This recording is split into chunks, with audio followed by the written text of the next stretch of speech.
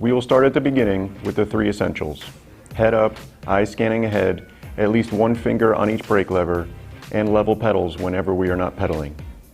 Before explaining each, let's understand why we talk about the three essentials first whenever beginning a skills instruction session. The three essentials are used at all times, regardless of what we're doing on the bike. Therefore, we go over them at the beginning of a skill session so that we do not need to mention them again and again while teaching each skill.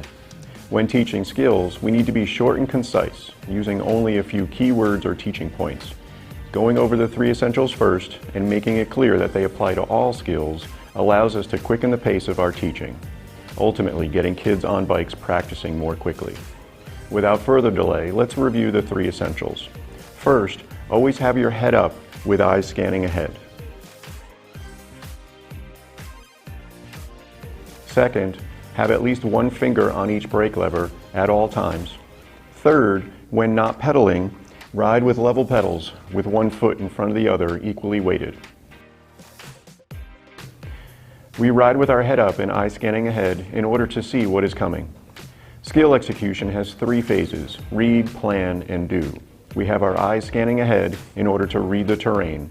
This allows us to create a plan. Then we do the skill or maneuver. Without looking ahead and reading the terrain, we will likely fail or struggle to execute.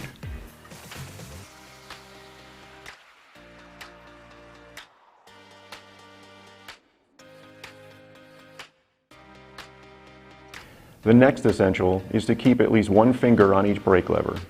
It is essential to using the brakes and controlling our speed or coming to a stop.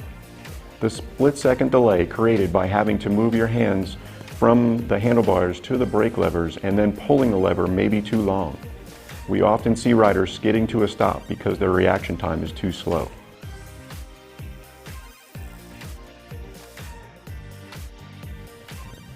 Riders using hydraulic disc brakes that are working properly should be able to stop using only each index finger.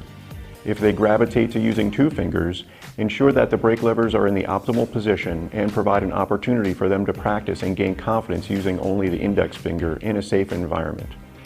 Riders with smaller hands or lesser brakes, such as mechanical disc brakes, may require two fingers on each brake levers.